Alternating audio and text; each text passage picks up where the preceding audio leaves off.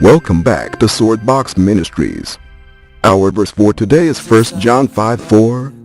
For whatever is born of God overcomes the world, and this is the victory that has overcome the world, our faith. Mickey continues his series on overcoming tribulations in today's message entitled Overcome by Faith.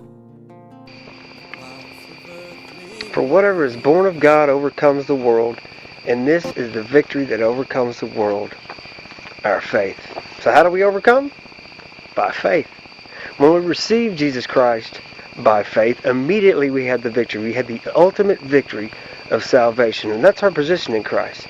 Now, as Jesus said, in this life we will face tribulations. And it's the same faith in Christ that we use daily that allows us to continue to have victory in the face of great tribulations.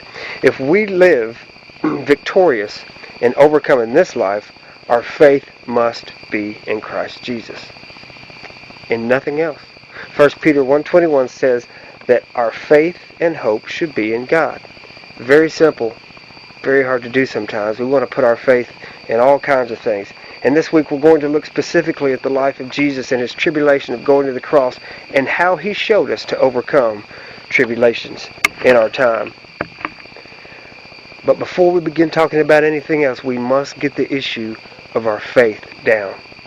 In Matthew chapter 7, verse 24, Jesus was ending his Sermon on the Mount, and he said this, "Therefore, whoever hears these sayings of mine and does them, I will liken him to a wise man who built his house on the rock. And the rains descended, and the floods came, and the winds blew, and beat on that house, and it did not fall, for it was founded on the rock." You know, Jesus is doing an analogy here. He knows that the winds and the storms of life are going to come. They are going to beat on us. It doesn't matter how obedient of a life you live towards Christ, you're going to endure persecutions. Jesus did, Paul did. All those who desire to live godly in Christ Jesus will suffer persecution.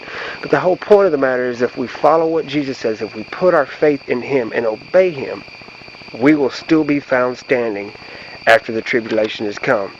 The flip side of that is if I put all my faith and my trust and my hope in things, in money, pride, even my friends or my job, I'm putting it in on sinking sand. Jesus went on to say in verse 26 and 27, "But everyone who hears these sayings of mine and does not do them will be like the foolish man who built his house on the sand. And the rains descended, and the floods came, and the winds blew and beat on that house, and it fell, and great was its fall."